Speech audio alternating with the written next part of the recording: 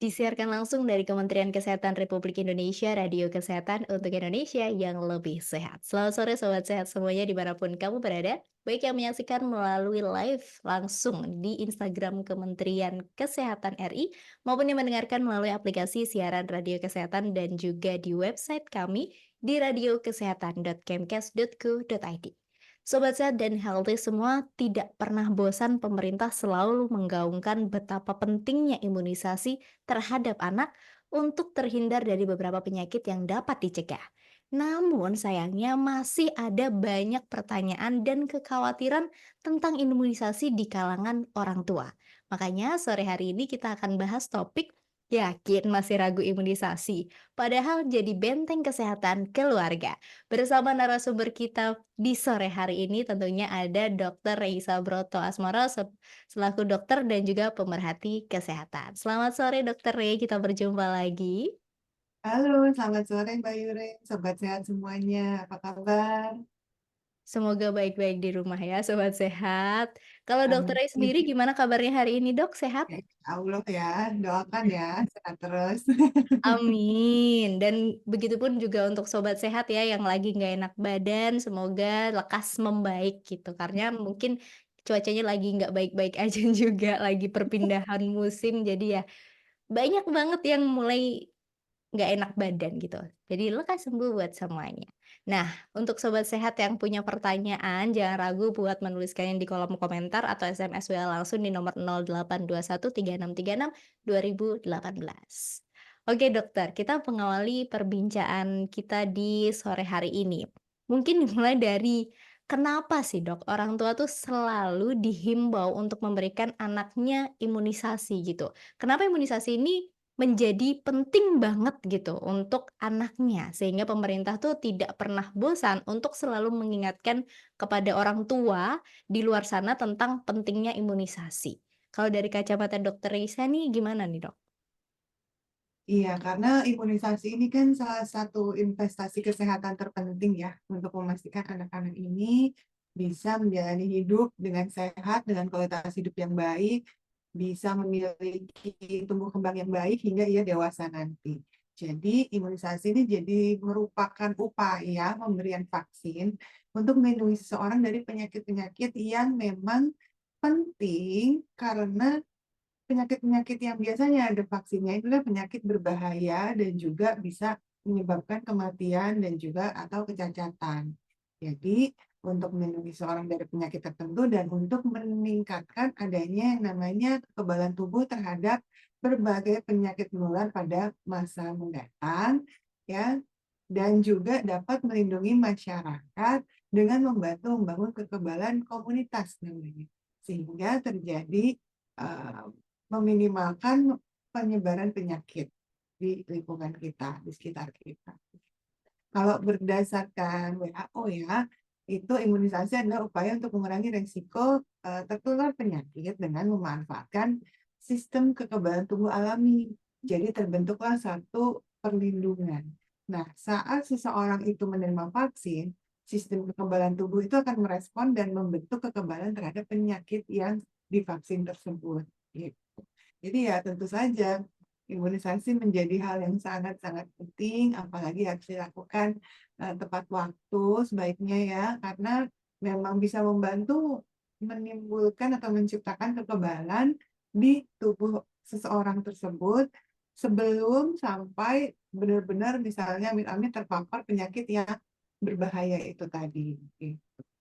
Oke, itu ya sobat sehat. Kenapa sih kok kita selalu diingatkan lagi gitu tentang pentingnya imunisasi ini untuk anak-anak kita. Karena memang sangat penting ya, Dok ya, untuk menciptakan tadi kekebalan imunitas, kemudian juga imunitas di lingkungan sekitar juga ya, Dok. Jadi tidak melindungi diri sendiri saja tapi juga Sekitar lingkungan kita. sekitar kita.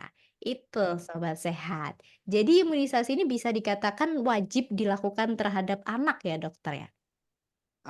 Iya, karena bagaimanapun juga ini adalah hak anak loh.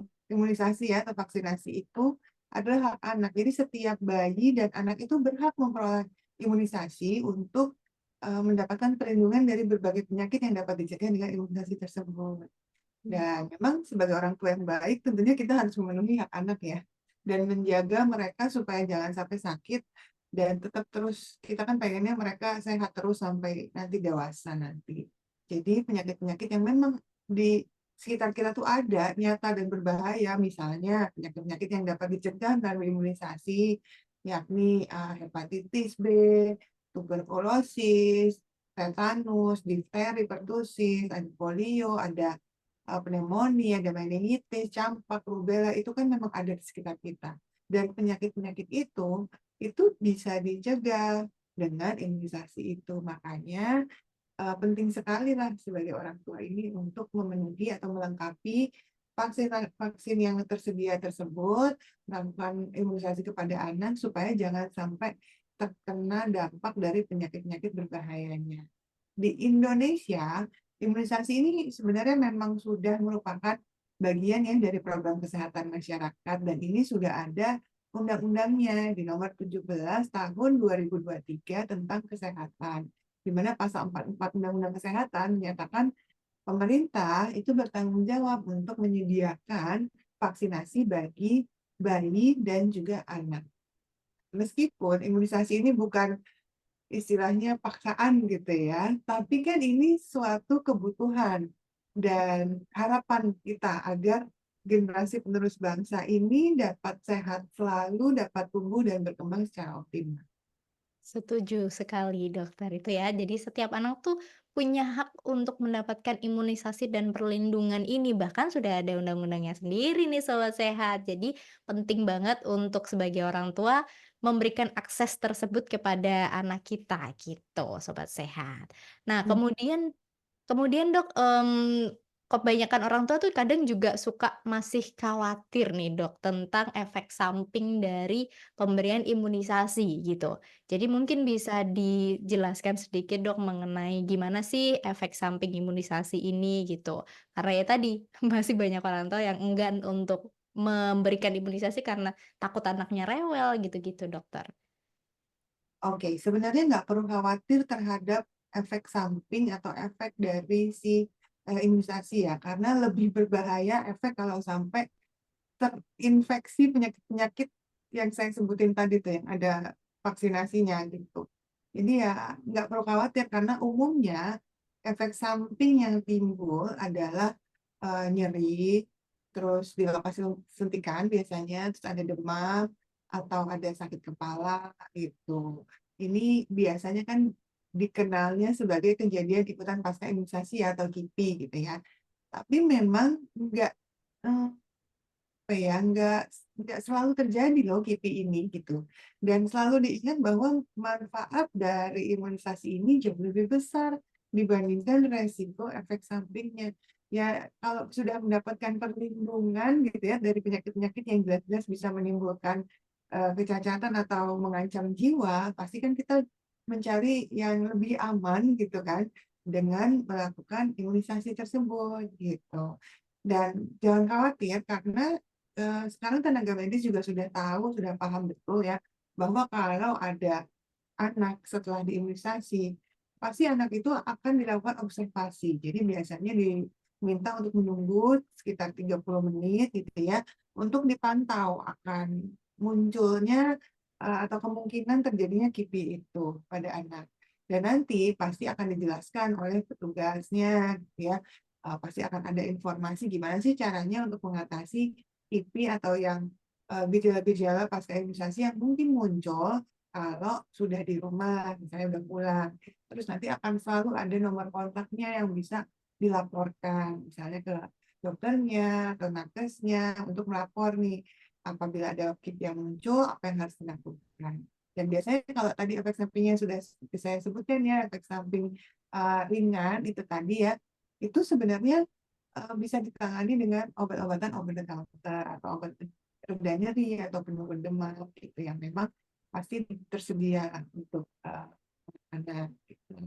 Dan kalau misalnya ada respon yang berlebihan dari tubuh si anak, misalnya ada reaksi alergi atau shock anafilaktik. Ini kan sangat-sangat jarang terjadi ya, karena itu sebenarnya sudah termasuk dalam pengujian pada saat vaksin itu dibuat ya. Nah, kalaupun ada, pasti ada caranya juga untuk menanggulangi gitu. Jadi jangan khawatir. Di fasilitas kesehatan ya, di rumah sakit, di puskesmasnya pun juga sudah tersedia eh, penanganan yang tepat untuk mengatasi KIPI tersebut. Nah itu Sobat Sehat, jadi udah nggak perlu khawatir lagi nih soal efek sampingnya. Tadi sudah dijelaskan sama dokternya ya, apa aja efek sampingnya dan juga sudah ada penanganan kok kalau nantinya memang ada kejadian ikutan pasca imunisasi. Jadi nggak perlu khawatir. Lebih mengkhawatirkan kalau tidak imunisasi ya dokter Ya, ya. kan kasihan. Iya, betul banget. Kayak kemarin kejadian yang sempat ada polio sampai menghebohkan banyak sekali masyarakat ya, Dok. Ada supin polio itu kan juga karena mungkin, kelewat imunisasi polionya. Nah, kalau kayak gitu kan baru dirasa kecewanya kan, penyesalan selalu di akhir memang ya.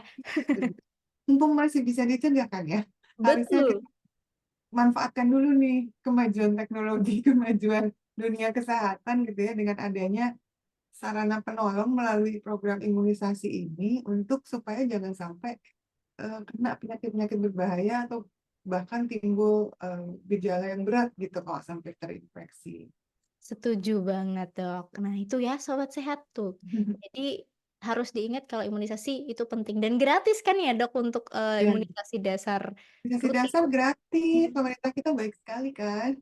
Betul, kalau bayar mahal sobat sehat, makanya dimanfaatkan yang gratis itu ya, sobat sehat. Benar, manfaatkan. Betul. Nah, Dok, kemudian tapi beberapa waktu lalu, Dokter, sempat beredar video informasi keliru nih, Dok, bahwa imunisasi itu bisa merusak sel dan juga DNA. Katanya seperti itu di video tersebut, sehingga menyebabkan penyakit autoimun, meningitis, dan penyakit lainnya. Emangnya betul seperti itu, Dok? Mungkin bisa diberikan, apa ya, diluruskanlah, Dok, mengenai video tersebut. Oke, kalau terkait dengan video yang ramai beredar itu ya, itu kan narasinya aja sangat keliru dan menyesatkan. Jadi saya sih tetap terus-menerus nggak lelah untuk menghimbau masyarakat nih untuk selalu cari informasi yang valid dulu deh, yang sumbernya benar-benar terpercaya sebelum kita mempercayai satu video yang viral atau malah justru lebih parah menyebarkannya lagi ke orang lain gitu ya, tanpa kita tahu ini sebenarnya benar atau enggak gitu kan. Karena pastikan memang berita-berita itu tuh memang sudah keluar dari pusat-pusat sumber, informasi kesehatan, misalnya situs resminya Kementerian Kesehatan, situsnya juga dari atau pengumuman dari WHO, atau dari CDC ya, Centers for Disease Control and Prevention gitu, yang memang jelas-jelas, di situlah yang memang sudah terbukti gitu ya, memberikan informasi yang akurat.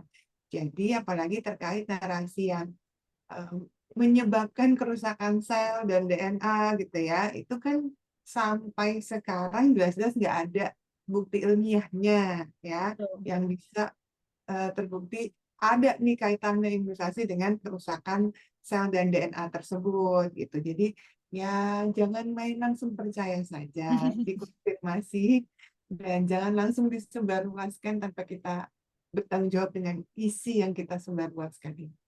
Betul, apalagi kayaknya masyarakat sekarang udah lebih pinter ya Dok harusnya ya, dengan segala kemudahan akses informasi harusnya bisa tuh cross check ulang, apakah ini tuh bener gak sih, jangan termakan hoax begitu saja. Toh nyatanya dengan kita adanya imunisasi rutin lengkap yang udah berjalan kayaknya lama banget ya Dok ya untuk imunisasi dasar lengkap ini, banyak anak yang terhindar dari penyakit-penyakit yang memang bisa Ya. dicegah gitu Sobat Sehat. Kemudian Dan Dok. bisa sebenarnya kita cek, Hmm? apakah berita ini valid atau tidak, hoax atau bukan gitu ya, atau disinformasi atau misinformasi itu sebenarnya kita bisa cek. Jadi Oh. kalau dari Kominfo itu ada situsnya untuk memeriksa berita ini termasuk apa gitu. Jadi tinggal langsung masukin keywordnya aja, nanti akan keluar pilihan jawabannya atau pilihan berita untuk memvalidasi itu. Oke, itu mungkin bisa dicek di websitenya Kominfo ya, dokter ya, yang sudah bisa memfasilitasi kita untuk tahu informasi ini tuh hoax atau bukan. Tuh tips dari Dokter Ray, sobat sehat semuanya. Kemudian dokter, juga rame kemarin ada yang anak kecil, anak bayi kalau nggak salah diberikan imunisasi lebih dari satu jenis. Nah, kalau di kondisi tersebut, aman nggak sih Dok sebenarnya, pemberian imunisasi lebih dari satu jenis di satu waktu gitu? Mungkin, takutnya ada efek samping atau gimana gitu? Oke, ini sebenarnya saya kurang mengikuti ya beritanya yang terkait nih berapa banyak yang diberikan pada satu waktu tersebut, kondisi anaknya waktu itu seperti apa gitu ya kan sebenarnya kita untuk menelaah satu berita banyak ya yang harus kita pelajari gitu, nggak kita eh, telan mentah-mentah aja gitu kan karena sebenarnya pemberian imunisasi lebih dari satu ini kita sebutnya sebagai pemberian imunisasi ganda ya dalam sekali kunjungan itu sebenarnya tidak berbahaya ya dan tidak menyebabkan kematian langsung pada anak. Justru bisa sekalian nih memberikan perlindungan ganda pada si anak itu gitu kan dengan memberikan dua vaksin misalnya gitu atau lebih. Nah, ini pun kan sudah diatur sebenarnya oleh ITAGI ya, yakni Indonesian Technical Advisory Group on Immunization, di mana itu sudah ada rekomendasinya yang harus diikuti oleh para mm, tenaga medis, ya, di mana eh, kalau memberikan imunisasi ganda itu ada syarat-syaratnya yang harus dipenuhi gitu, karena berdasarkan ditagi juga, imunisasi ganda ini aman dan memberikan manfaat yang sangat baik. Karena, bayangkan, pelayanan imunisasinya kan jadi efisien ya. Anak itu bisa segera terlindungi dari beberapa penyakit yang dapat dicegah dengan imunisasi atau PD3I dalam satu kali kunjungan aja. Jadi nggak perlu bolak-balik, nggak takut terlalu sering ke rumah sakit misalnya, nggak perlu takut untuk bolak-balik eh, anaknya nangis karena takut disuntik segala macam ya. Jadi memang ada kaidah-kaidah yang harus diikuti gitu loh. Apalagi mm, manfaat pemberian imunisasi ganda ini bisa dirasakan bahwa si anak ini jadi nggak mm, apa ya, jadi nggak terlalu banyak trauma gitu, mengurangi trauma pada anak. Nggak perlu harus dibawa ini diri sendiri takut atau mengurangi rasa kecemasan lah dan rasa sakit dia pada anak itu sendiri gitu ya. Terus juga kan bisa lebih efisien untuk misalnya transportasi dari keluarganya, eh, ya nggak perlu datang bolak-balik gitu kan. Terus juga ya jadi lebih irit dari sisi waktu juga, jadi nggak perlu menghabiskan lebih banyak waktu. Makanya sebenarnya disarankan gitu dan tidak tidak harus khawatir kalau ada segala sesuatu yang aneh nih kalau diberikan lebih dari satu karena kita sebenarnya sudah lama ya kayak di secara nasional aja di Indonesia ini sudah melakukan pemberian imunisasi ganda ini sejak tahun 2017. Misalnya pasti pernah dengar dong ya ada eh, imunisasi DPT, HB, HIV 3 itu diberikan bersamaan dengan eh, imunisasi polio suntik inactivated poliovirus vaksin atau IPV pada bayi usia 4 bulan gitu. Jadi memang sudah ada dan memang aman aja asal mengikuti kaidah yang berlangsung. Selain itu kan memang kalau kita baca ya di jadwal imunisasi gitu, memang ada nih jadwal imunisasi ganda yang pada imunisasi lanjutannya, misalnya pada imunisasi campak rubella 2 dan DPT HBHIB 4 gitu ya. Pada anak usia 18 bulan itu kan juga imunisasi ganda gitu. Jadi ya jangan khawatir karena bagaimanapun juga sebenarnya ini sudah diperhitungkan, sudah diketahui bagaimana dari sisi keamanannya memberikan vaksin apa yang aman dilakukan secara bersamaan ya dan kayaknya bukan hal yang aneh lagi gitu karena memang terbukti efektif, efisien dan aman gitu. Jadi nggak usah khawatir sih. Jadi kalau ada berita-berita yang muncul boleh ditanyakan tapi minta pemahaman sebenarnya apa yang terjadi. Bisa Hmm. konsultasi ke tenaga medisnya ya, dokter anaknya misalnya untuk minta penjelasan sebenarnya harusnya seperti apa sih gitu kalau masih ragu. Karena kejadian-kejadian yang case by case gitu ya, mungkin kan ada sesuatu yang kita nggak tahu nih, yang tidak ada dalam pemberitaan tersebut. Gitu. Betul banget. Jadi harus lebih bijak juga ya sobat sehat. Jadi harus tahu nih, mungkin ada faktor lain apabila memang terjadi worst case scenario anaknya nggak baik-baik aja gitu. Jadi itu ada faktor-faktor lain mungkin karena kalau dari yang sudah ada sampai saat ini nggak apa-apa ya dok, mas nggak ada masalah apapun dan itu terbukti aman sobat sehat. Sudah lulus uji juga, udah lama juga ini gitu. Tapi ada nggak sih Dok ketentuan yang, bisa bisa disampaikan mungkin kepada sobat sehat Heeh. tentang siapa aja yang bisa melakukan, imunisasi ganda ini atau bisa diberikan kepada anak yang seperti apa kondisinya ketika, pemberian imunisasi ganda ini, Dokter? Oke, jadi memang kalau ini karena anak saya lagi di rumah, jadi ada yang ketok-ketok barusan. Nanti lagi ya. Lagi liburan ya, Dok, ya? Jadi Oke, sebenarnya kalau, eee, imunisasi ganda ini nggak ada perbedaan persyaratan kesehatan dan, pemberian imunisasi satu atau lebih antigen sih ya. Karena memang syaratnya sebenarnya sama aja, bahwa anak itu harus sehat, terus memang tenaga kesehatannya itu yang dokter yang mengerjakan itu, ya memang sudah tahu harus melakukan screening-nya terhadap anaknya.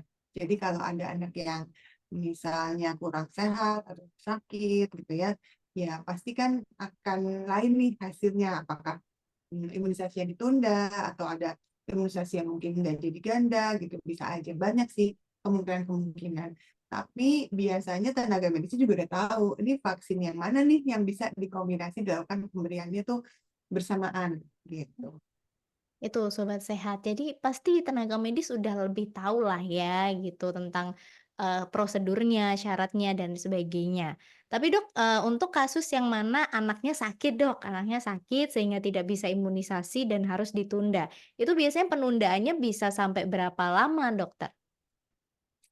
Oke, sebenarnya kalau bisa jangan sampai terlalu lama ya. Jadi begitu sudah sembuh anaknya harus langsung disusul ya.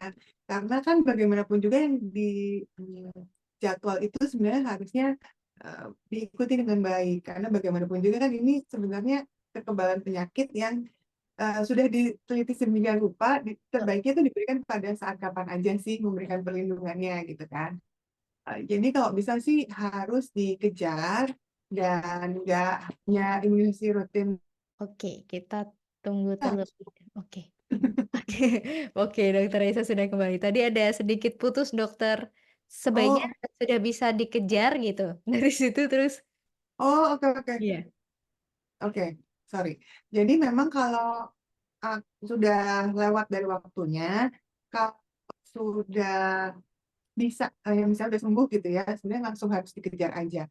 Karena kalau bisa, jadwal yang sudah ada itu, misalnya dari IDA itu kan sudah ada jadwal yang harus diikutin ya, betul. itu harus sebaiknya ngikutin itu. Jadi memberikan perlindungan itu sesuai dengan jadwal yang sudah ditentukan. Jadi jangan terlalu lama ditunda gitu kan. Eee, Kalau begitu udah sembuh sebaiknya langsung gitu ya. Ya secepatnya deh, pokoknya dikejar, jangan sampai kelewatan dan bukan cuma imunisasi dasar, rutin aja, tapi yang lengkap juga gitu ya. Karena kan memang sebenarnya sudah ada hitungannya nih, di jadwal yang dibuat itu kan sudah berdasarkan perhitungan yang paling tepat nih memberikan perlindungan terhadap penyakit tersebut tuh sebaiknya tuh di kapan aja sih. Tapi nanti kalaupun misalnya kelupaan gitu ya, nanti dokternya juga bisa menilai, "Oh ternyata yang ini kemarin sempat ke-skip ya, oh bisa kok dilakukan pada saat ini," gitu. Atau, "Oh yang ini berarti sudah nggak perlu lagi, ini bisa dengan vaksin yang lain yang setelahnya bisa dilakukan ini dan waktunya adalah sini," gitu. Berbeda-beda sih pada, masing-masing vaksin keputusannya. Jadi, Mmm. ya balik lagi, konsultasi lagi ke dokternya supaya tahu. Tapi kalau bisa sih kejar sesuai jadwal gitu, karena itu akan menciptakan kekebalan yang, terbaik gitu pada si Mhm. anak. Itu ya sobat sehat, jadi kalau ragu ya udah konsultasikan. Tapi yang Mmm, penting sobat sehat tahu nih jadwalnya, bisa taunya dari mana? Buku KIA ya Dokter ya? iya, KIA. bukan jadwal IPK atau Kalau mau yang terbaru, karena kan dalam beberapa tahun juga udah bisa beda ya. Kayak Mhm. anak saya nih tiba-tiba dalam 2 tahun udah, oh udah ada yang baru lagi nih, ada update baru lagi. Nah itu bisa cek di website Indai aja. Di situ Oke. ada jadwal terbaru. Oke, itu ya Sobat Sehat, kalau mungkin pengen tahu yang terbaru apakah sudah sama dengan buku Kaya, cek di Hmm, websitenya IDAI ya dokter ya. Itu yes, Sobat Sehat, untuk mengetahui nih apakah, anak saya sudah semuanya ya diimunisasi atau ada yang terlewat ya, kalau ada yang terlewat harusnya dikejar kapan gitu. Tapi kalau pengen lebih rinci lagi sebaiknya kayak gimana, konsultasi ke dokternya, itu. benar. Oke Iya. dokter, ini ada dari Maluf. Ya Hmm, dok, waktu saya ikut bidan ke SD untuk kegiatan vaksin, ternyata ada beberapa orang tua yang menolak untuk anaknya divaksin karena memiliki pikiran akan efek samping dari vaksin. Padahal sudah diedukasi katanya. Kalau kayak hmm. gini gimana nih dok sebagai Pak nakes gitu untuk menyikapinya? Apakah harus dipaksa atau gimana nih dok enaknya? Iya, mungkin harus dikasih pendekatan dengan bahasa awam ya terkait bahayanya dari penyakitnya. Hmm. Karena kalau tahu-tahu, maunya disuntik gitu kan, pasti mereka juga khawatir ya. Karena mereka nggak paham biasanya terkait bahaya dari penyakitnya itu sendiri. Ya, kita kasih gambaran, kita kasih penjelasan, jangan terlalu rumit, jangan terlalu berpanjang-panjang atau bertele-tele. Sekedar bilang dengan bahasa-bahasa yang sederhana, yang mengatakan bahwa ini penyakit ini kalau sampai mewabah, anaknya sampai terinfeksi, bisa berbahaya gitu ya. Efeknya apa? Misalnya polio, nanti anaknya bisa lumpuh. Makanya ini harus divaksin supaya anaknya nggak mengalami kelumpuhan kalaupun sampai terinfeksi gitu ya. Dan kalau sudah mewabah, nanti ya bagaimana nih penanggulangannya? Karena vaksin ini bisa mencegah terjadinya wabah di sekitar kita ini. Jadi nggak banyak anak yang bisa terinfeksi, kayak gitu. Dan itu memang nggak bisa sekali ya. Jadi pengalaman saya jadi health educator, memang mungkin pertama yang harus dipahami bersama adalah yang namanya ilmu bisa diterapkan ke masyarakat itu berkala ya. Jadi nggak bisa sekali terus berharap semua orang langsung paham dan mau. Jadi memang harus ada edukasi rutin ya dengan kesabaran tentunya dari para nakesnya itu sendiri dan dengan bahasa yang mudah dimengerti sama mereka dan pendekatan yang lebih kekeluargaan ya. Kadang-kala yang saya temui itu terlalu rumit menggunakan bahasanya gitu atau pendekatannya terlalu kaku. Jadi ketika mm, orang tua nanya juga jadi segan karena biasanya nakesnya jadi merasa bahwa aduh ikutin aja deh kan. Padahal harusnya diberi penjelasan dengan baik gitu. Yang ya bagaimanapun juga mereka mungkin nggak punya, nih nggak pernah lihat nih penyakitnya kayak apa sih gitu ya. Eh, Emang HIV kayak apa sih? Emang pertusis kayak apa sih? Masih ada ya. Sekitar kita sehat-sehat aja semua gitu. Karena sebenarnya basically nggak mungkin nggak ada bayangan aja gitu. Begitu kemarin kenapa orang rasanya lebih mengerti tentang penyakit COVID misalnya waktu itu kan. Karena kan di sekitarnya ada dan mereka punya gambaran. Oh bahayanya seperti ini, penularannya seperti ini. Nah ini bisa disamakan seperti itu karena mereka nggak pernah lihat bayangan penyakitnya seperti apa, jadi mereka nggak tahu manfaatnya sebenarnya si vaksin ini dengan melakukan program imunisasi ini apa sih sebenarnya manfaatnya gitu. Oke, setuju banget, Dok. Iya ya, karena mungkin masyarakat nggak tahu ya, karena merasa kayak, ya sekarang mah sehat-sehat aja, apa masih ada penyakit-penyakit itu. Jadi kesannya meremehkan ya, Dok. Jadi kayak, ya udahlah nggak usah imunisasi, toh juga sekarang baik-baik aja gitu. Padahal kalau nggak diimunisasi malah bisa menimbulkan penyakit yang nggak ada itu ya, dokter ya. Dan mumpung balik lagi mumpung nih ada loh vaksinnya yang bisa mencegah penyakit-penyakit berbahaya itu tadi. Betul, setuju banget. Itu ya Kalau nggak untuk gimana, Dok, tadi? serem ya. Kalau nggak ada gimana? Kan kita Iya. bahaya banget ya bisa terkena penyakit-penyakit berbahaya. Betul, dan itu penyakit-penyakit yang sudah ada vaksinasinya sampai sekarang pun itu penyakit-penyakit yang cukup mematikan bisa dibilang ya, dokter ya? Iya, iya pasti. Apalagi kita negara dengan penyakit TB misalnya ya, tuberkulosis yang tinggi Hmm. sekali jumlahnya. Ya bahaya loh, ini untuk tumbuh kembang anak juga nggak akan bagus anaknya kalau nggak disembuhkan gitu kan, bahkan fatal juga. Terus pengobatannya juga nggak singkat, nggak mudah, apalagi sampai TB-nya bukan cuma di paru, bisa sampai ke tulang, bisa sampai ke otak dan lain-lain. Jadi memang, pemahaman terkait penyakitnya dulu sih harus ditingkatkan nih di masyarakat bahwa ini ada penyakit yang harus kita antisipasi dan bisa dicegahnya dengan apa? Vaksin loh, vaksin ini aman, gitu. Setuju banget. Itu untuk Kak Maluh ya, mungkin pendekatannya bisa dirubah sesuai tadi tips-tips dari Dokter Ray. Oke dokter, tidak terasa kita sudah ngobrol banget, banyak banget ya dokter tentang imunisasi di sore hari ini. Mungkin sebelum kita tutup, bisa diberikan pesan sehat kepada sobat sehat terkait topik kita hari ini dokter. Oke baik. Untuk semuanya sobat sehat, imunisasi ini kan adalah hak setiap anak ya untuk memperoleh perlindungan dari penyakit-penyakit yang dapat dicegah dengan imunisasi. Sehingga janganlah ragu untuk memberikan imunisasi kepada anak-anaknya, karena bagaimanapun juga kita menginginkan anak-anak ini tumbuh sehat, panjang umur, tercapai semua cita-citanya, bisa menjadi generasi emas penerus bangsa. Oke, terima kasih Dokter Ray untuk waktu, informasi, dan ilmunya sore hari ini dokter. Terima kasih, semoga bermanfaat untuk semua ya.